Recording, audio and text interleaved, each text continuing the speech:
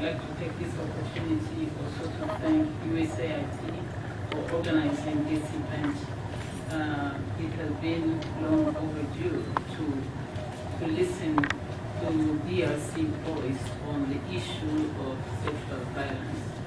And I'm so pleased that it's my good friend and sister, Jeunes Mabunda, who has been given this very difficult task. It's a daunting task, but I was very pleased when she was appointed because I knew that they have chosen the right person to tackle this issue. Thank you, Jeunes, for coming, and thank you for your thorough presentation on this issue. Jeunes' mandate and Jeunes' office really exemplify the microcosm of the transformation that the Democratic Republic of the Congo is going through. The Democratic Republic of the Congo has embarked on very ambitious reforms in all sectors, whether you talk about the security sector, whether you talk about the economy, whether you talk about education, you talk about health. The Democratic Republic of the Congo is very, very serious to make the DRC the country that it should be, a power in Central Africa, in the Central African region. It wasn't just by chance that the president chose to have this structure within his own office. He did not create an agency that will depend on another ministry or within the department of such and such ministry. He created it within the president's office to show how serious he was about this issue. It's a comprehensive issue, and we talked about the pillars, and these pillars, they include economy, include education, it includes good governance, it includes rule of laws, and all this really embodies the government program. The government is very busy putting in place policies that promote transparencies, that promote improvement of our economy. Our economy has been doing very well for the last 6 years. The growth has been steady. We are pushing for a 2-digit increase in the economic rate for next year. And all this is not being done just lightly.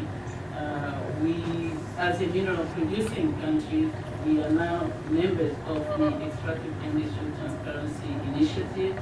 We have adhered to OHADA, which is a Pan-African organization for the harmonization of business law in Africa. All this effort really is to make a comprehensive program that will benefit especially the women. The women are a very important component of the DRC, but also the DRC is a very young country. It's a country where the youth make the most majority of the population. And if we don't start doing something right now, then we risk an implosion of our population. There are so many programs about the youth, but going back to the women, because we, the women, we are the mothers, we are the ones who raise our children. We make the most part of the population, especially in the informal economy, and it's very, very important to empower women. When you empower women, you empower a nation, which is extremely important that Jeunes' work has to be coupled with economic empowerment programs. I think we talked about psychological support, which is extremely important, and we're hoping that down the road we'll have a partnership with the U.S., with other countries to deal with these psychological issues. But we seek also partnership economically, we seek investment. We have embarked on an ambitious program in agriculture. The great majority of farmers in the DRC are women. We have NGOs today who are focusing on women empowerment through agricultural production. we have ECI, the Eastern Congo Initiative, that they are working with women in the cocoa fields. Hopefully soon we'll be buying chocolates from cocos coming from the DRC. ECI also is working with women in the coffee fields. Soon you'll be drinking coffee from Starbucks coming from the Eastern Congo. Wow. And you know, and so on. The government, within this ambitious program of agricultural development, because agriculture is a renewable wealth, and we want to make it really the source of growth for the DRC, not just minerals, but agriculture. And in this program also, actually within the Prime Minister's office, one of the persons who is spearheading this program is a woman.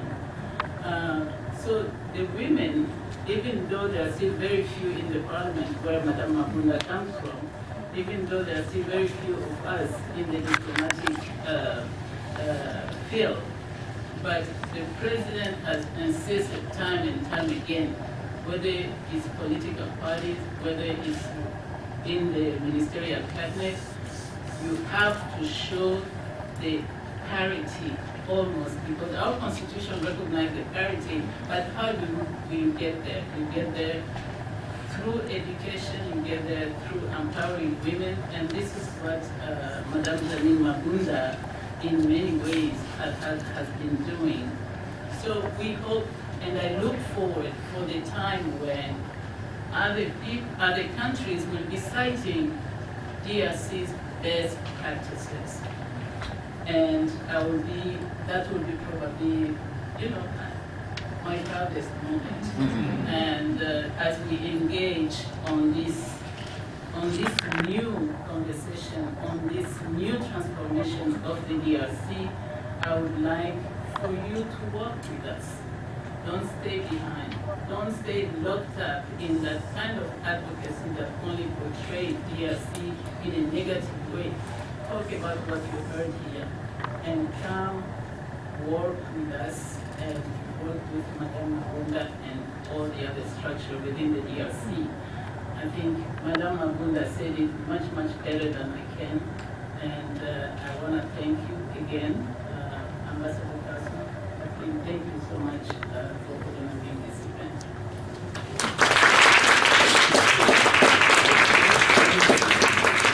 Ambassador Matifu, thank you for your presentation.